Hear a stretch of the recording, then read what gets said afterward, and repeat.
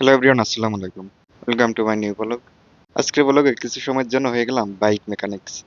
রাজশাহী শহরে অটোরিকশার পরিমাণ এতই বাড়ছে যে বাইক নিয়ে চলাচল করাই কষ্টকর।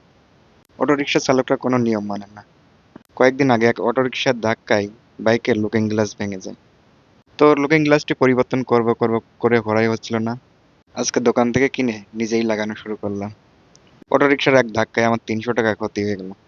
আগের লুকিং গ্লাসটি ঘুরিয়ে ঘুরিয়ে খুলে ফেলছে। একটা লুকিং গ্লাস ভালো আছে, আরেকটা ফেটে গেছে। এজন্য ২ টাই পরিবর্তন করা হচ্ছে। এই হলো নতুন লুকিং গ্লাস। এখন নতুন ২ টা আবার ঘুরিয়ে, ঘুরিয়ে লাগিয়ে দিচ্ছে। আমার এই বাইকটি মূলত ইলেকট্রিক বাইক। তো বাইরে থেকে দেখলে মনে হবে না যে একটি ইলেকট্রিক বাইক। বাইরে গেলে সবাই তাকিয়ে থাকে, দাম শোনে, বিভিন্ন ধরনের প্রশ্ন করে। মানুষের কৌতূহল অন্যরকম। বাইকটা অনেকদিন পরিষ্কার করা হয় না। তো আজকে কিছু পরিষ্কার করার কাজও করলাম। অবশেষে এই হলো আমার বাইকের পরিবর্তিত লুক।